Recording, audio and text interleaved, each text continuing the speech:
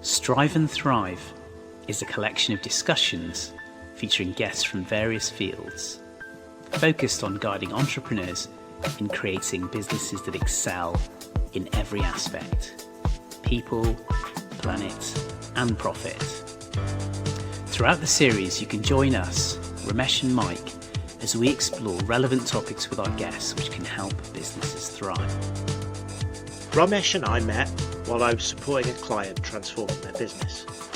And I needed finance director support and reached out to him and his team. Since then, we've become good friends who share a passion for business and entrepreneurship. If you like today's discussion, then you want to subscribe to our YouTube and Spotify channels.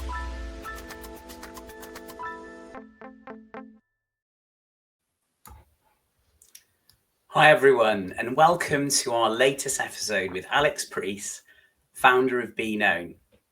I met Alex a few years ago and was struck by his decades of experience across agency, brand and talent, and he has worked with some very well-known people. We'll find out more about that in due course, I'm sure.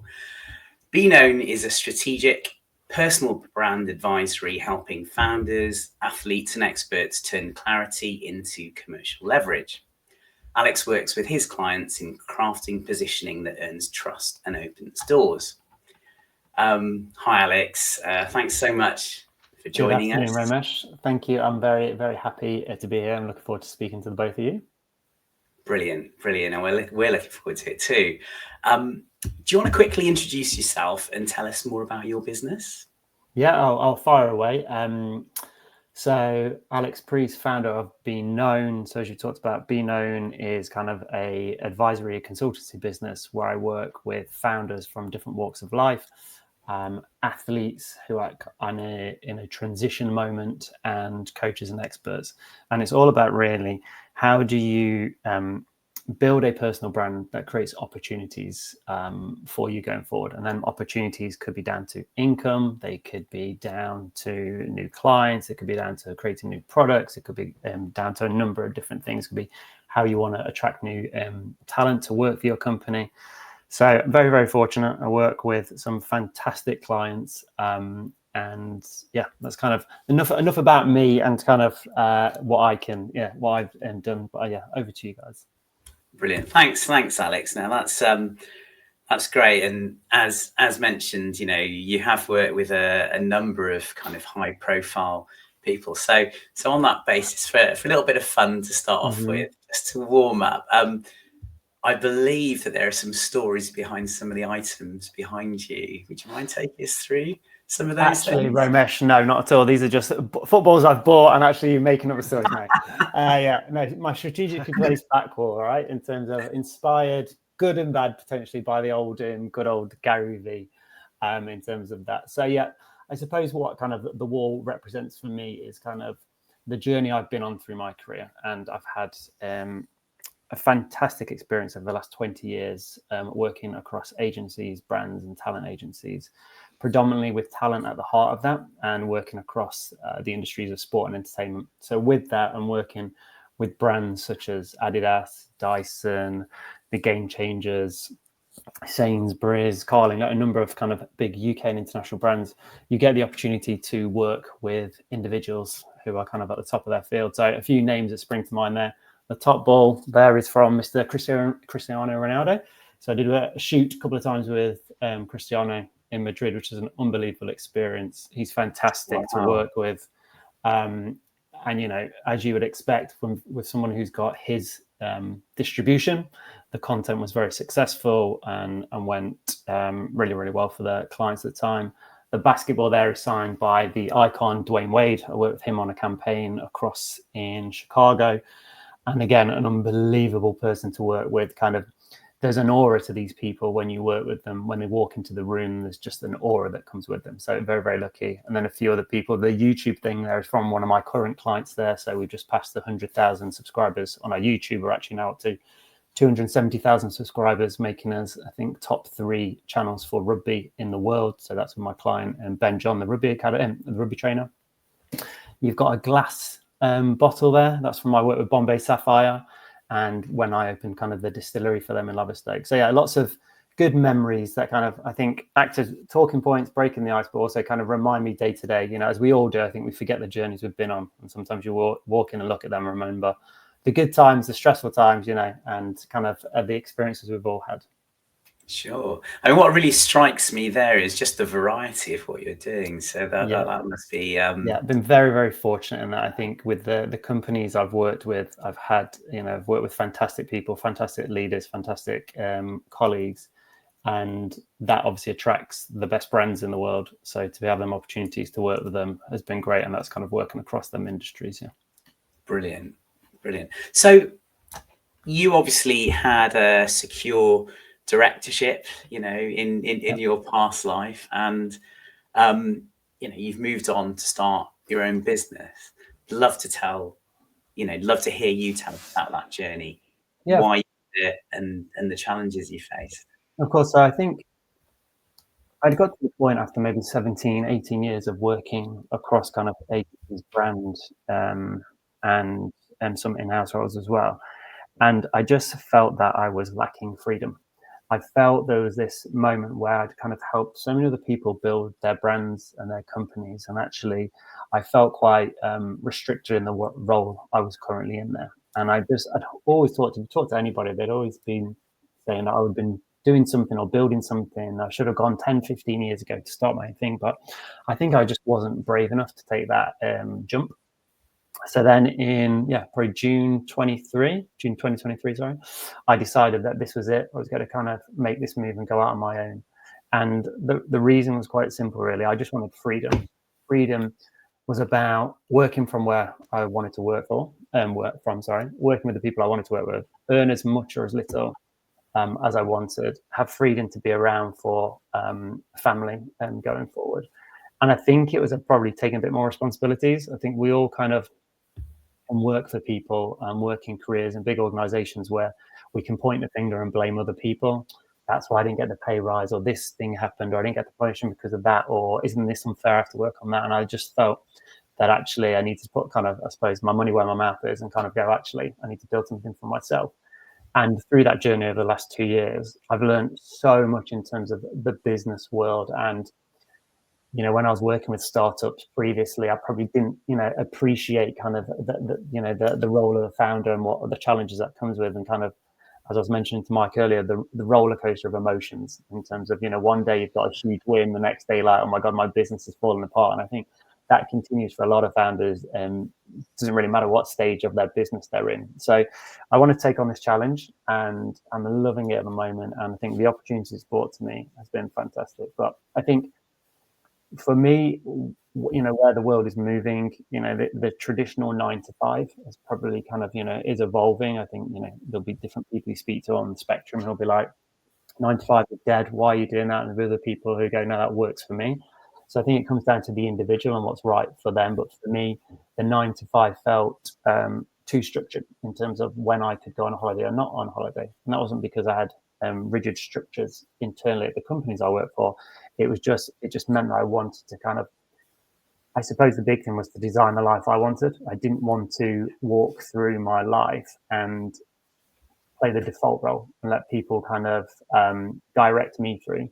So I suppose it's a growing up moment for me as well, in terms of where I wanted to take a bit more responsibility and start. That's a nice way to put it, the growing up element. Yeah. The key words I'm hearing there are freedom, bravery, challenge, and that's something I can really identify with. Yeah. Mike, you know, you've obviously, you know, had that journey as well, transitioning from being an employee to setting up your own business. You know, do you identify with that as well? Yeah, I think all founders, I think everybody we've spoke to on Thrive and Thrive's had that same experience of wanting a bit more independence and a bit of more creative control, while at the same time the kind of roller coaster journey that it is. And I think that's such an interesting kind of experience that everyone thinks it's only when you've been a founder and you've worked through some of it, you really realize what it's like. And I know, Alex, we're going to talk about branding a bit more in a minute, but do you think it's changed? You've obviously coached and mentored in branding consulting, but do you think becoming a brand yourself now through your own business is changing your lens on it, or it's giving you a different perspective for founder? 100%. One of the reasons why I kind of started, I suppose, the work I'm doing, and why it came to me was when I did decide, okay, I'm going to hang up the corporate 9 to 5 and go out on my own. It's very interesting to see who doesn't answer you anymore when you've got a different email address, when you've got at Alex Preece or at Be Known, versus, you know, when you might have, you know, at Adidas or an at Dyson or at a big agency.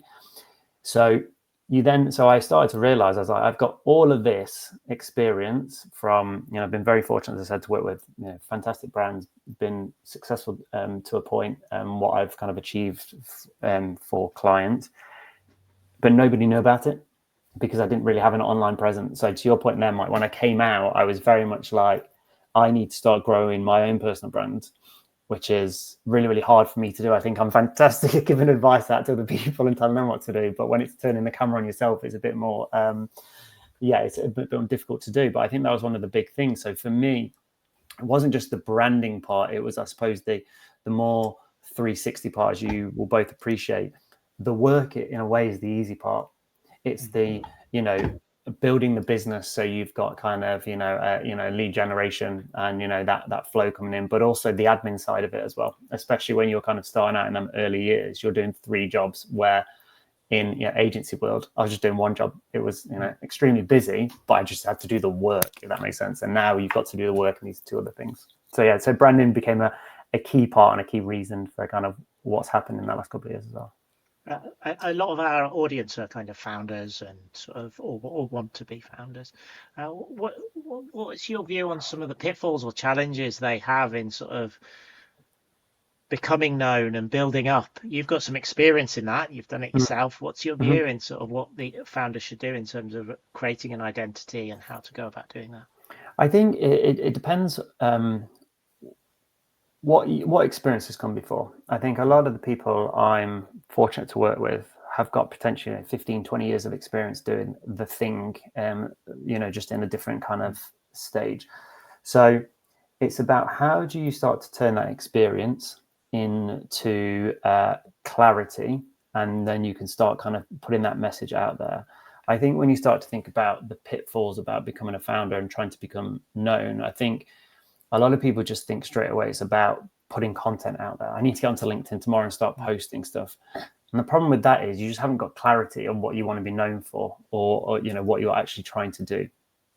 So I think if you can kind of start to gain clarity from kind of day one in terms of what are you doing and what do you want to be known for, that'll be a huge kind of help. And I think the earlier you can start doing that, the better. So if you are, you know, considering kind of, you know, becoming a founder, I think the earlier you can start to understand the clarity that you have in yourself, and a lot of the clarity work is self-definition and a lot of kind of self-personal development, but understanding what you want to be known for, who's the audience, and how you can kind of create value exchange for that audience.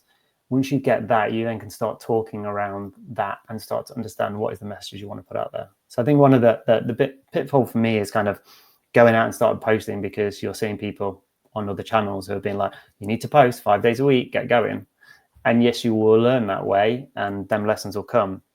But I think if you can just take a moment to pause, get yourself some clarity, and then build from that, you'll have much success, not just in the short term, but in the longer term as well. Yeah, I agree. Romesh, what's your view? Because I know you and I have had lots of conversations about this around your business and your experience in doing this. Yeah, it's an interesting one, isn't it? I mean, I think I've, come to learn, well, to understand that, you know, building a kind of brand or building a presence is really, really important.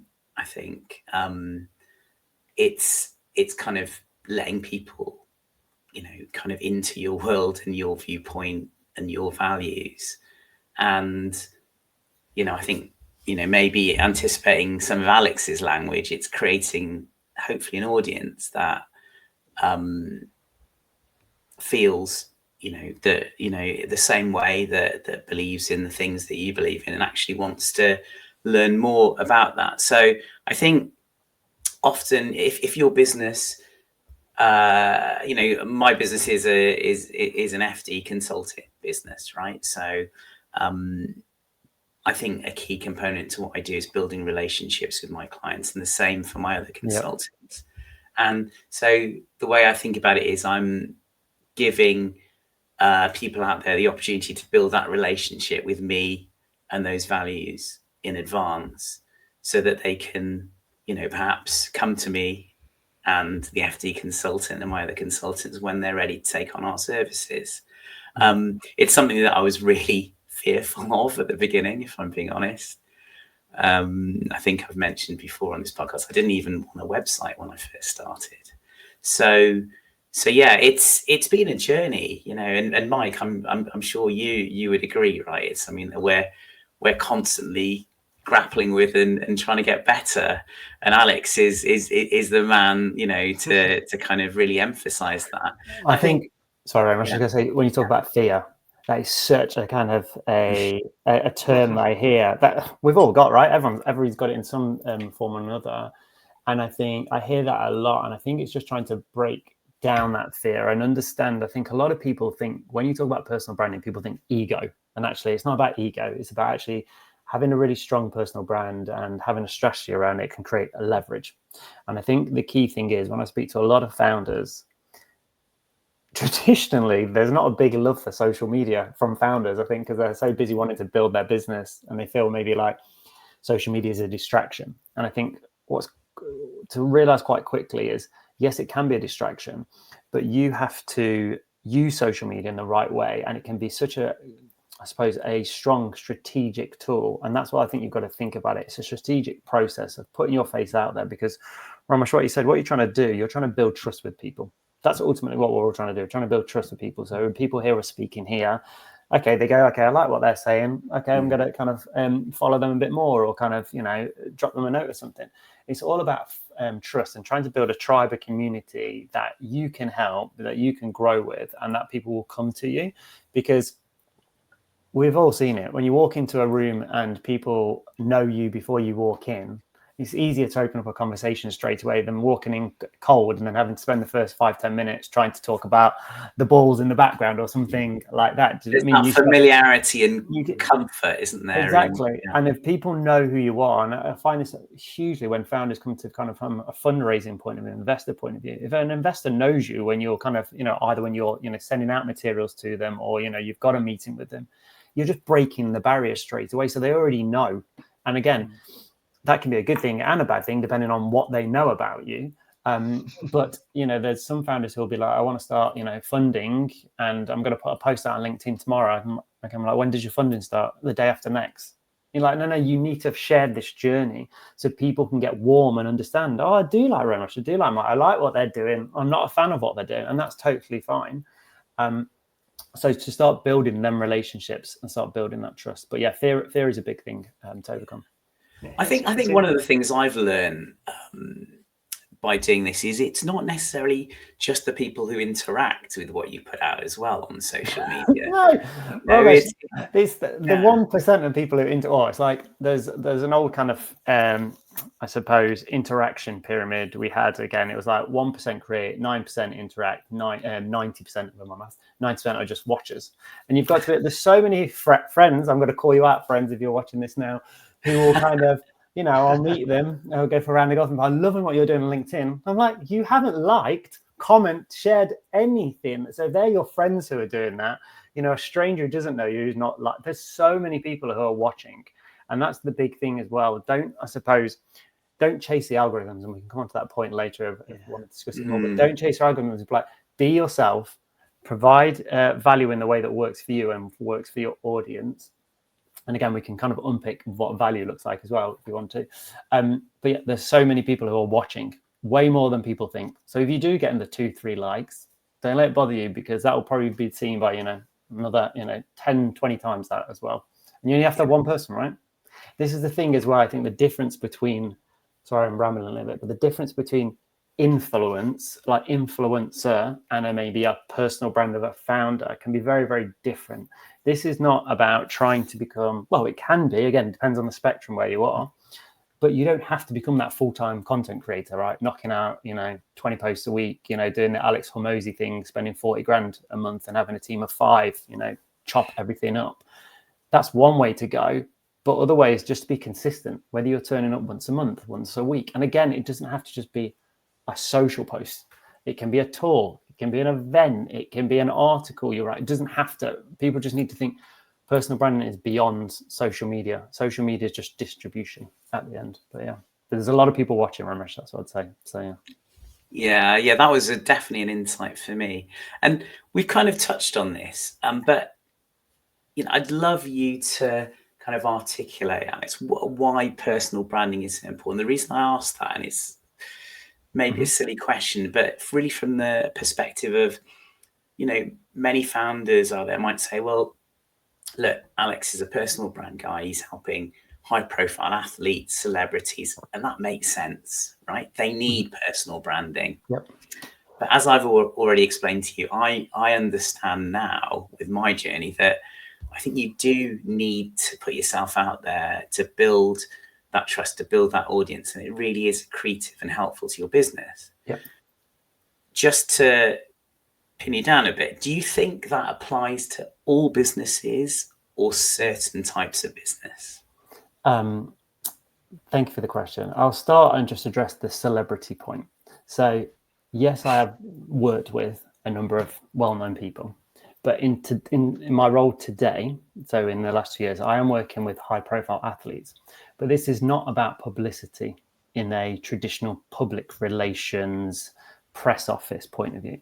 This is about them individuals, whether they're an athlete or a founder, starting to build something, and what that could be, whether that's a new product or service if you're a founder in whatever industry, or whether you're an athlete coming to the end of your career and going, what next? What is, because the fallout for an athlete is quite obvious. You're either a well-known name, you do your own kind of business stuff, or you're a well-known name, you do some punditry or you don't do anything. What can you build around that? So when we start to think about, it's a really good question around challenging personal branding, because I personally believe that everybody has a personal brand, whether you like it or not. That's the first thing to say, because personal brand is reputation. It's what people think of you, feel of you, say about you behind your back. So everyone's got a personal brand. Point. Yeah. The difference, I think, what you're getting at is, should you have a personal brand strategy? And what a personal brand strategy is about is trying to shape the perception that people have of you by talking a certain way, looking a certain way, turning up a certain way, putting out signals to the world to be like, this is me, this is what I like, this is what I do, this is how I think I can help you, this is my story and my journey. If you buy into that and like that, cool, let's build a relationship. And that's a customer relationship or investor relationship or whatever. To your point about industries, where personal branding started, that journey of it, personal branding has been around for years, right? 40, 50 years. It's only in the last 2-3 years, let's say the LinkedIn gurus have jumped on it and it's become like, one of them phrases. But it's been around for years, and it's all about kind of creating influence. And I think when you start to look at where it's come from, it has come from a little bit of kind of the celeb world in some aspects, and it has come from different industries through different examples from a more traditional sense. But I think what's happened is that people think personal branding equals influencer on Instagram. Actually, there's a huge opportunity to go the other end of the spectrum to B2B in some of the industries that may be not be, so well experienced in putting their face out there. That's where the opportunity is, because if nobody else in your industry is doing it, then you have an opportunity to do it. If you look at kind of the industry of business coaches, everyone in business coach has got a personal brand of some sort and is invested in it in some way. But then if you look at kind of a more traditional maybe career of the oil industry, don't know why I picked that, but it's something like that, there's maybe people who have got all kind of, local gardening services that you could still have influence in your local area. Can you be the best kind of well-known local gardener in your city? Can you be the best, well-known, most respected physio in your local area? So I actually believe there's a fundamental opportunity here across industry. I just think a lot of the noise comes from sports, entertainment, lifestyle. That's where it's really hotly contested, because it's, that type of industry. Go to the other end of the spectrum, I think there's huge opportunities. for founders to start sharing their story and documenting their learnings as well. Do you think there's a bit of a perception problem therefore Hun- of what brand is? I know we've touched on this, but 100%. influencers, 100% it's about putting something out there that maybe isn't even the real you. It's because it's a perception of how you want people to perceive you, and there's something wrong in how people see this. I think there's a perception issue with personal branding. I think I looked at, when I worked in public relations for 9 years for one of the big corporate agencies, and you tell people you worked in PR, and people see a very, oh my God, I can't remember the reference, absolutely fabulous type. Oh, that's PR darling type thing, right? And don't get me wrong, there's that type of PR as well, and that exists, and that has, does some wonderful work. But there's other types of PR, i.e., there's the crisis PR in terms of some disaster's happened, somebody needs to go from the company on TV and deliver a message that is going to, put people at ease, or whatever that means. So PR, people have their perception in some ways when you talk to people about it's kind of the ab-fab thing versus, someone addressing, a fatal incident, something like that. That I think is the same with personal branding now. I think personal branding can be, people perceive it as, I need to be on LinkedIn 5 times a week. I need to be, documenting what I've had for my breakfast. If I want to get investment, everybody needs to know that, I do my morning routine at 5 a.m. Again, that's just one side of it. And you can do that definitely. But that spectrum is so broad that there's a place for everybody on that.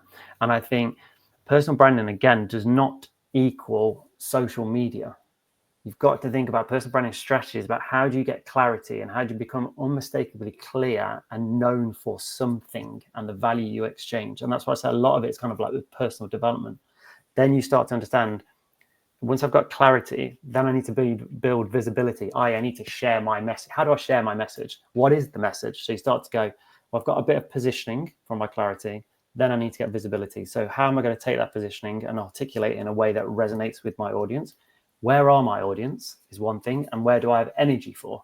If you hate being on video, don't go and start posting on TikTok. Go to LinkedIn. If you hate writing, don't start on LinkedIn. Start on TikTok, Instagram or something. So play to the energy and where your audience is, and then you can start sharing that message. So, but I do think, perception is a big thing that is maybe harmed personal branding in some ways. But I think for anybody who works in the space, anybody who's kind of has a history of kind of working in the world of brands, you can see it's all about strategy. You can definitely have short-term wins and go viral, but going viral majority of the time does not equal revenue or kind of commercial success. It's interesting. A few people have talked to me, why are you doing Strive and Thrive? What's your intention? When are you going to hit 1,000 views and 1 million views, and what's the growth? And actually, the more Romesh and I have reflected on it, the more we're learning as part of the process, and it's creating our identity, and we're learning about what we like, and we're meeting people like you, and it's getting an engagement that's very different, but it's what we care about. Yeah, and it's about interest, right? Yeah, it's about being authentically you.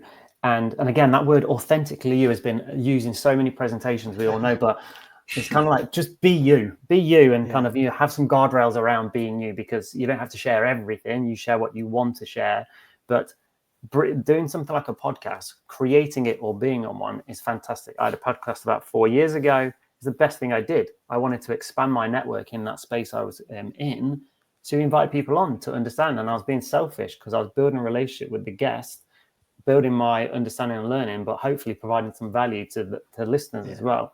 And to your point, you go, a lot of personal branding is personal development. It's evolving, right? If we would be having this conversation 10 years ago, our personal brands, individual ones, will be totally different because we're in a different stage of our life and careers. I've recently become a dad 10 months ago. That has started to shape my personal brand more because, I'm interested and starting to, pay attention to things over here that I wasn't, previously. And do you think people, I know a few people I really like as individuals, but their social media persona, can't think of the right word, is different. Yeah.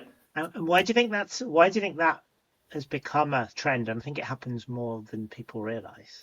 Because I think people are looking and going, it's a bit like the old days on Instagram, right? 5 years ago, everyone's got like the perfect life. So I need to have the perfect life. So I'm going to use this filter, take this photos. I think there's a bit of kind of like is it the phrase keeping up with the Joneses?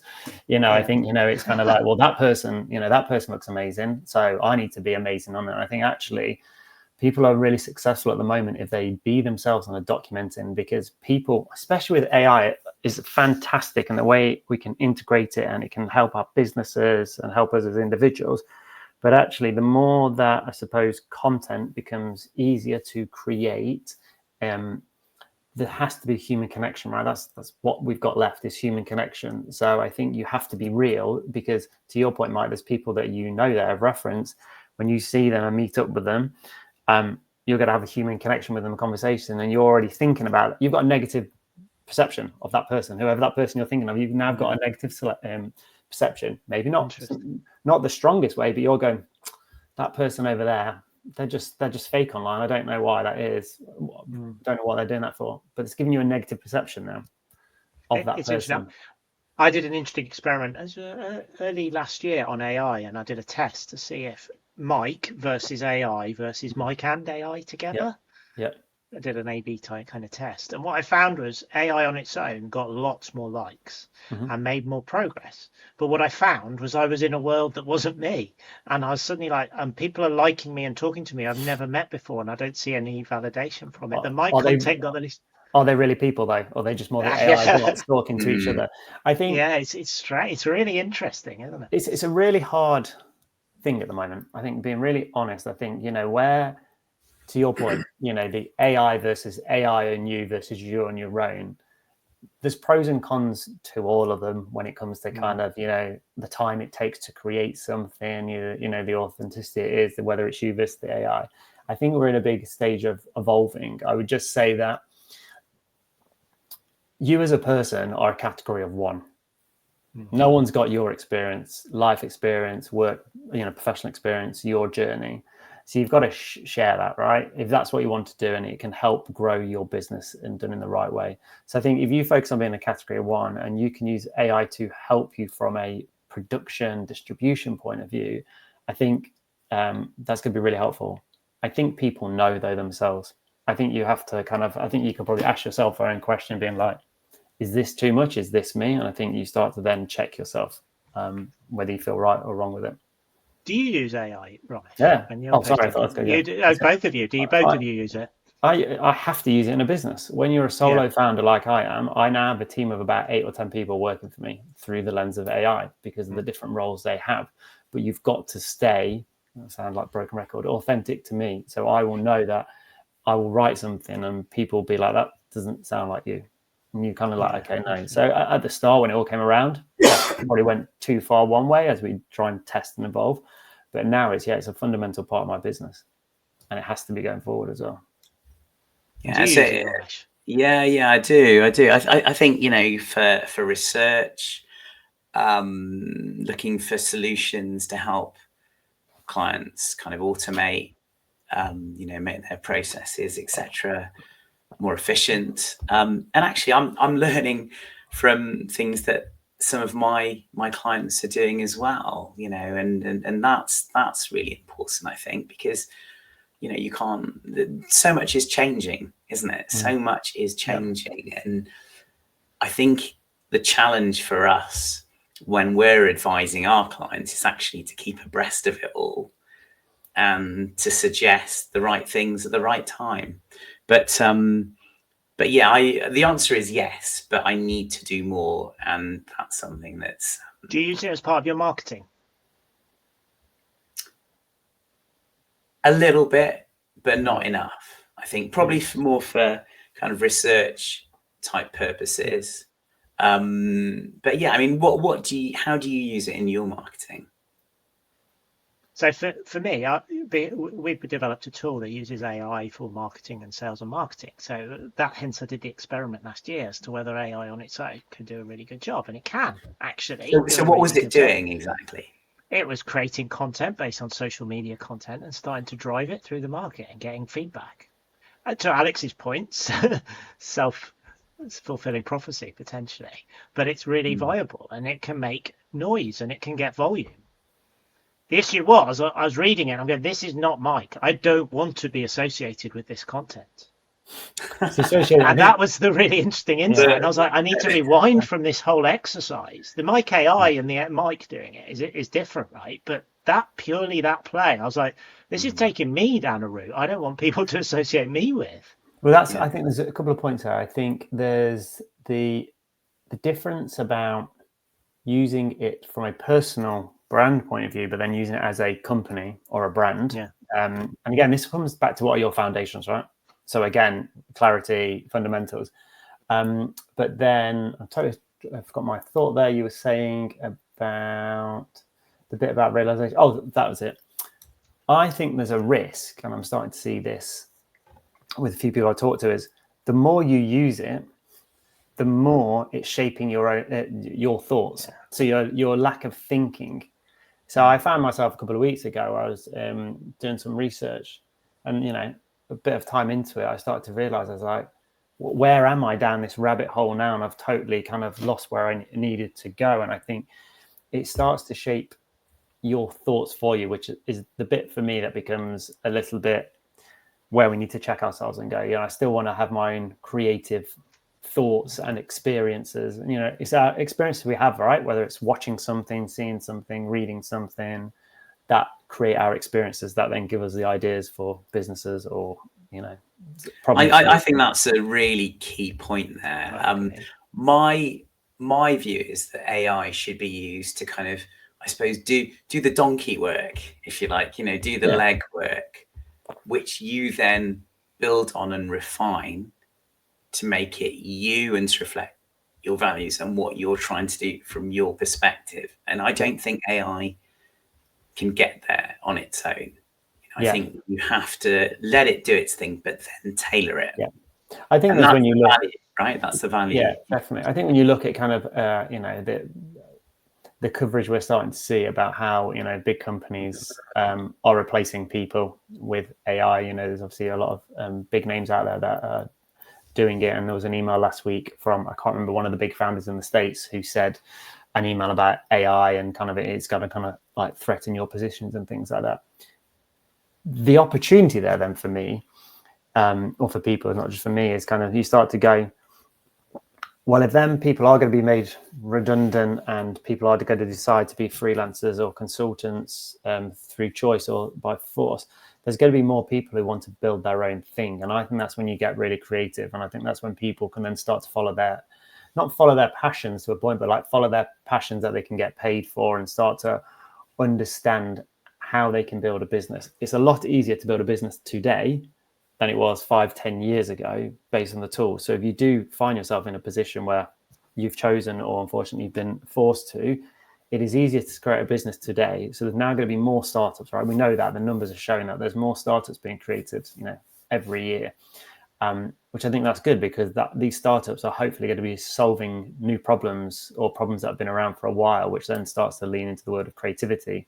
So there's, as with every new influx of technology, yes, jobs are replaced, but new jobs and opportunities are created. So there's just going to be a wave.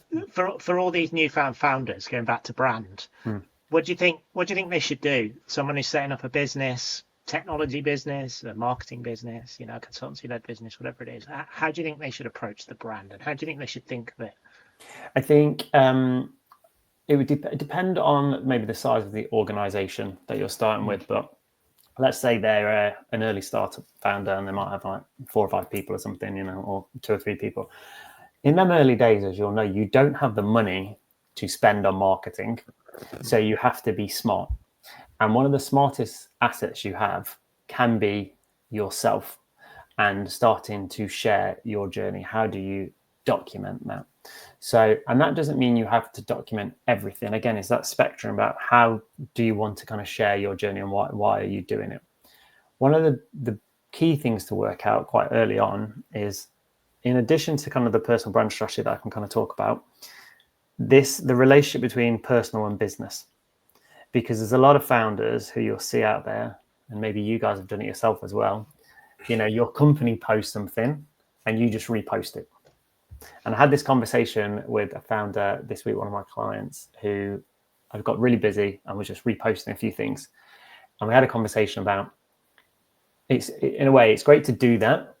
That's better than nothing, but actually you're missing an opportunity to share your point of view. So if the company's done something, so if you've just announced a partnership or a new client win or something like that, give your perspective on it. If the company's message is, great to start a partnership, with Mike and Romesh, great. What was my perspective on that? Oh, it's brilliant. I've really wanted to work with Mike and Romesh for ages. Just makes you then a connection and people can kind of feel that. So I'd kind of just understand that kind of business versus personal aspect and make sure that you are aligned from a messaging point of view. So if the brand is doing something or the company is doing something, you personally are aligned in terms of a basic content calendar, the messaging. If the company is going to be pushing press releases out around funding, you need to be talking and aligned with funding on your personal stuff as well. So to go through it then, Mike, what I would kind of start with is kind of the clarity piece. How do you get really, really clear on who you are and what you want to say and put out there? So I'd go through kind of a clarity thing to understand kind of what's your kind of distinctive statement. So who are you trying to help as an individual, as through your business lens? Then starting to have a look at what are the values and your beliefs that are going to kind of like, what is your belief on something? We all have different beliefs. Our beliefs on AI might be similar, but might be totally different. So how do you kind of understand your beliefs? Then you start to go, well, what do you want to be known for? What are the topics? What's the association? So, okay, I want to be known for this type of tech. I want to be known for this or that. Start to get 3 or 4 things that you're known for. And then start to understand who your audience is going to be. So who are you trying to talk to and what is the value? That then gets you a kind of a foundation, or obviously skipping through here, but a foundation like brand DNA. Once you've got brand DNA, how do you then start spreading that brand DNA? So what are the channels that you need to go out on? So if you're a founder, in the professional sense, typically LinkedIn at the moment is still a huge opportunity to founders to be on there. So understanding, LinkedIn might be one channel. Another channel might be you might create a Substack, or you might just use Instagram, so that when you go on a podcast and the podcast shares a clip, they've got somewhere to tag you, right?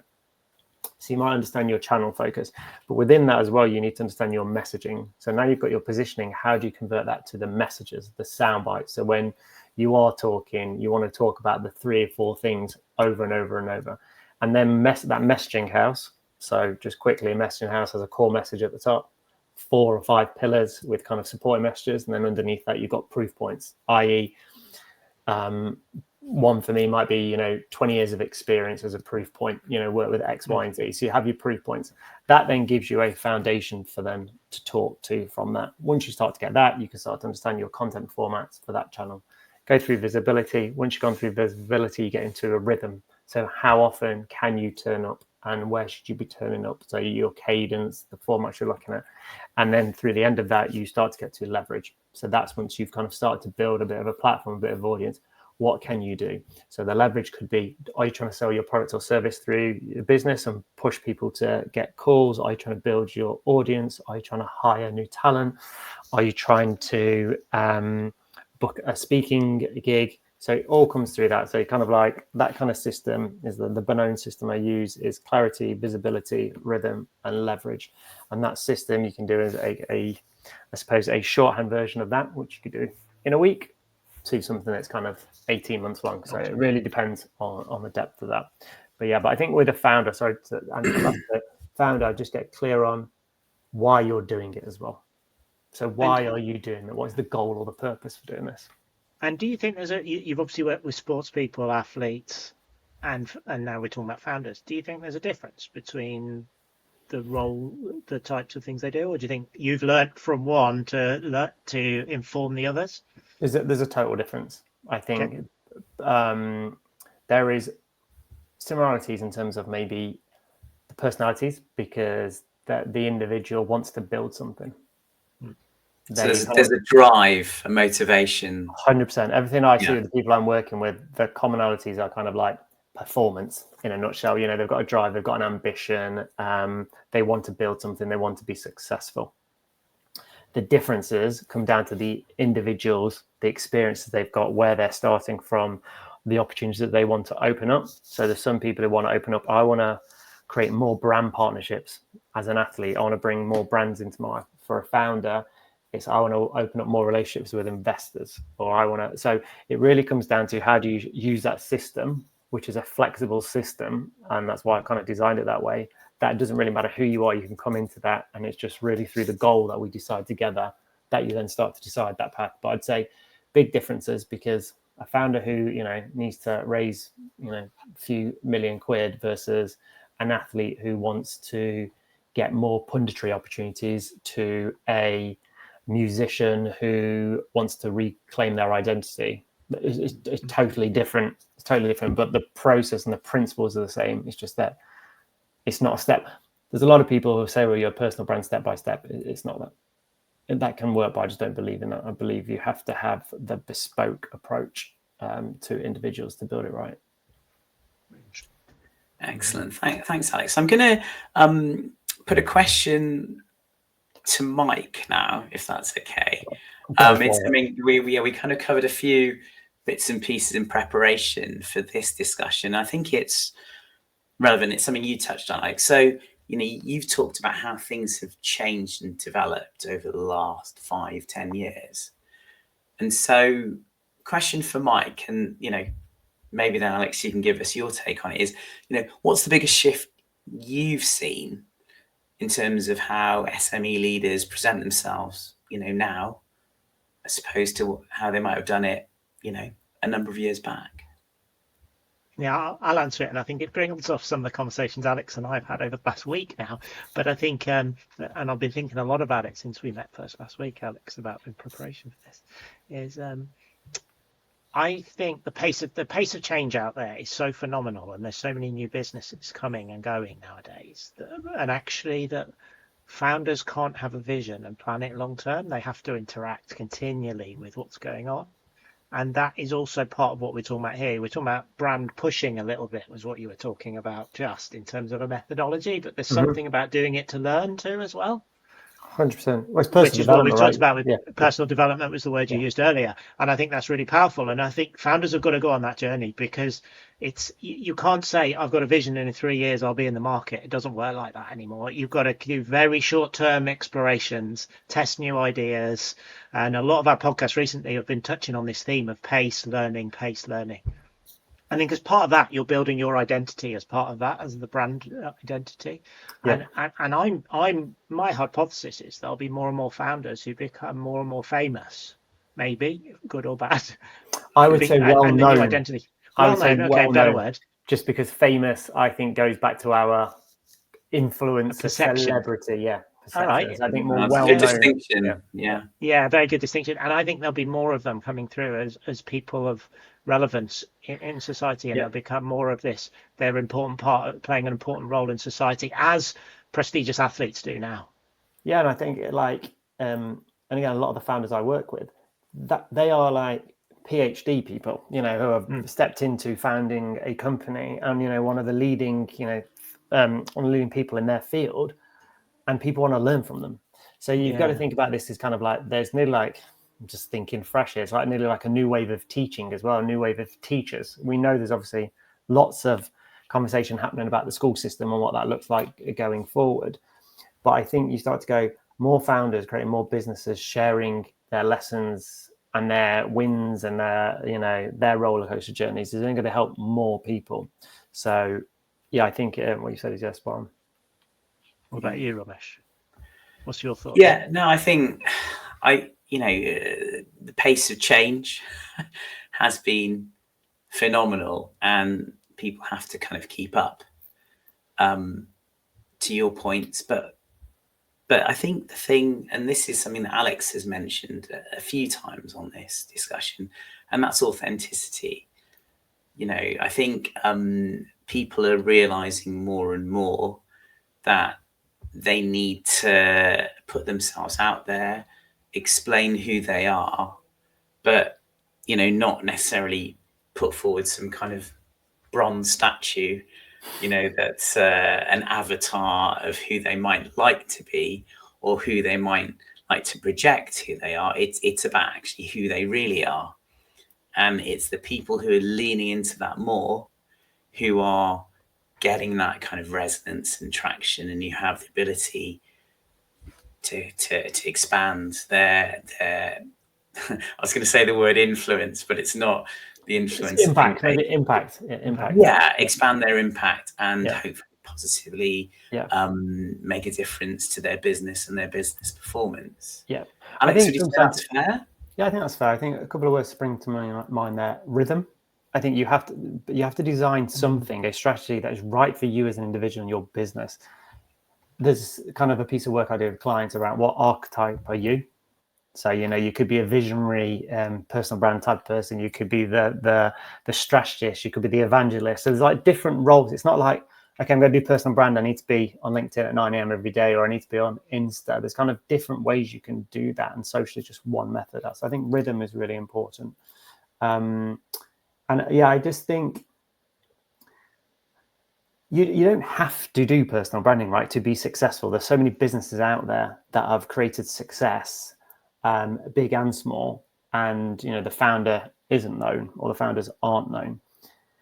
I just think what I believe in is that it opens up opportunities for you. That's the thing. It's not that your business will, you know, fail without it, but I just think that it can give you more opportunities. And whether that can be across the spectrum, right? Whether it's about in your current business, whether it's in your next. So what happens, you know, you have a business now, it does really well, you sell it, and then you want to go and do something else. We're starting to see that a lot now. A lot of successful founders who have exited are now coming out, and because a lot of people want to keep working, right? I know people are like, oh, I just want a day off, but a lot of these founders who have been successful are driven and ambitious. They're like, what's next? And you start to see them start sharing their thoughts and their lessons and experiences, and then they knock up a community, and then that builds into, you know, a founder system that they, you know, everyone loves and is part of. So I think a lot of it is tied to you as an individual. What is your drive and ambition? And doing this piece of work will create opportunities. That's the only guarantee. I would never guarantee anything to my clients. It's like, you'll get more followers or you get more money. All I'll guarantee is that you'll get opportunities. It's an interesting segue. We've had a question from the audience, so I'll raise it to you, Alex, but it's a nice sort of segue into this. Question is, Alex and team, any advice to someone who's always worked client side in FMCG all their life, in regards to considering an agency or going for independent life? Kind of touches on lots of things we talk about on Strive and Thrive generally, about going for it and being confident in yourself, but also the branding and opportunities and engagement. And I think obviously I'm not sure what type of industry the person works in terms of what their role, but I would kind of say the difference between client and agency is very, very different. On the client side, you have a much better understanding on a day-to-day of business and the impact that potentially your role has on that bottom line, and what your role is maybe in that big system. I think on the agency side, you don't have, even though you'll have an understanding of the business, you know, you're not obviously in the day-to-day of that business. The difference is agencies at the moment are going through a big evolution because of the onset of AI. Creative departments are being wiped out. Production departments are being wiped out. So the agencies where, you know, we used to sit, we'll have 200, 300, 400 people in them, are getting smaller and smaller because of the technology that is coming. So I think if you were to kind of go from a client to an agency, I think you'd be very, very wise to investigate what the role is and what that agency's kind of roadmap is looking forward. I think traditionally, agencies are known for working relentlessly, because you're in service to clients, and, you know, there's lots of other past stories we can go into, but we won't, in terms of the difference between working brand side and agency side on that side. I think if you have to go from a brand, so from FMCG to the independent, I think you've got to have a point of view, because what I start to see is people come out of that brand or agency world and go independent. They don't have a point of view out there. They're just another consultant or another freelancer. You have to have a point of view because the competition now is red hot. So again, coming back, like, what are you known for is the big thing. So I think, lots to discuss around there, but I would just say there's definitely some differences from a lifestyle point of view, working client and agency side. To make the jump to an independent life, I think, comes with lots of positives, but there's definitely a there's more an independent struggle than there is when you're maybe working and have the protection of an organization around you. And do you think that individual in that role can begin to build their own brand, create 100%. opportunities? Exactly the conversation we've had for the last 45, 50 minutes. If you're thinking of potentially exiting, I would be like building that. At the moment, you've got an email address. At the moment, you are known and you can pull on strings to get in rooms with people that you might not be able to. So if you're thinking of jumping, a bit like the investing thing, start early, start building, start putting your hand up for talk, start using that network to open doors, start seeding thoughts. You can really, really do that and start creating yourself and a bit of a point of view already. You don't have to start that point of view on your day one of being independent. Start it as early as possible. Really good. We're going to come to a head in a minute. Romesh, anything you'd like to add, or any conclusions? No, I just want to say thank you, Alex. It's been really insightful. I think there's a lot to unpack there for people who are running businesses to think about and to consider. And I think I think you've made a good case for kind of encouraging people to get out of their comfort zone and put themselves out there. Yeah, absolutely, totally. And I would just say, Romesh, it's up to the individual whether they want to do it or not, right? I'm not here to sell personal branding or anything like that at all. I just would kind of advise that everybody invests in some personal branding work themselves, and they can do that themselves as well to get some clarity on what they want to talk about, be known for. Because if you're driven and ambitious and want your business to be successful, I think having some work developed around your personal brand will open up opportunities. Yeah, I think for me, Alex, my interesting takeaways from you, get rid of the word influencer from our general vocabulary for most people who are looking at building brands. And I think I really like the journey of personal development that you've talked about, because for me, that ties in with the question that we've asked. It ties in with a lot of what we talk to with founders. Their experience is a personal journey and it's a personal development journey. And if that comes out through their brand and learning, that's it. They become their authentic voice as part of their public persona. Because you become more confident in yourself. You kind of you take off your shackles. You're like, okay, I get it now because I'm about this. I want to do this. I'm going to go that direction. You get more clear on your vision, which is only going to help your business. So a lot of it is personal development. That's why that clarity is the fundamental thing. It's the very journey that Mike and I are going on with Strive and Thrive. I think we find it's quite developmental, challenging in many ways, but it's fun as well. Yeah, it's great. Brilliant. Thank you, Alex. Thanks very much for joining us. It's a pleasure. Thank you for having me. Thanks everyone for listening.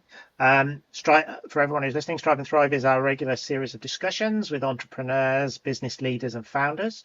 We've got a really interesting pipeline in the next couple of months of people joining us to discuss.